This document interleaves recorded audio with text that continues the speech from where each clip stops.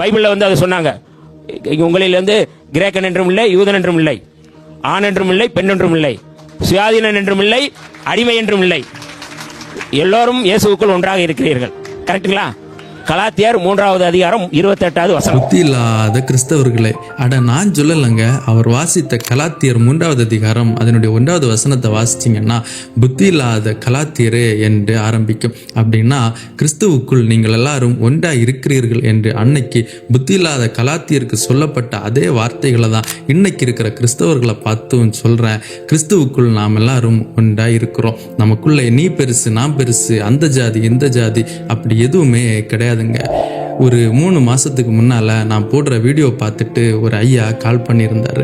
அவர் கூட பேசும்போது அவர் சொன்னாரு, தம்பி நீங்க திருநெல்வேலி பக்கம் பார்த்தீங்கன்னா ஒவ்வொரு ஜாதிக்கு ஒவ்வொரு சர்ச் இருக்கும் அப்படின்னு.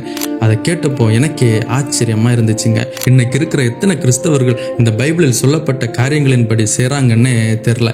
எங்க சர்ச் பாஸ்டர் அதை சொன்னாரு, அதனால செய்றோம். எங்க ஆதி திருச்சபை அதை செய்யும்படி எங்களுக்கு சொல்லி தந்துச்சு, அதனால நாங்க அதை செய்றோம். எங்க போப் அதை சொன்னாரு, அதனால செய்றோம். எதுவுமே வேலைக்கு ஆகாதுங்க. இந்த பைபிளில் சொல்லப்பட்ட காரியங்களை மட்டும் செய்யுங்க.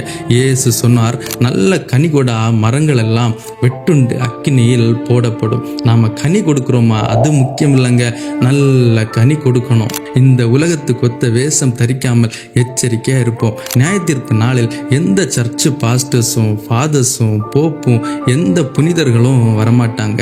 நமக்கும் தேவனுக்கும் மத்தியஸ்தர் ஒருவரே, அவர்தான் இயேசு கிறிஸ்து. அதனால இயேசு கிறிஸ்துவுக்குள் ஒரு மனமாய் ஒற்றுமையாய் இருப்போம்.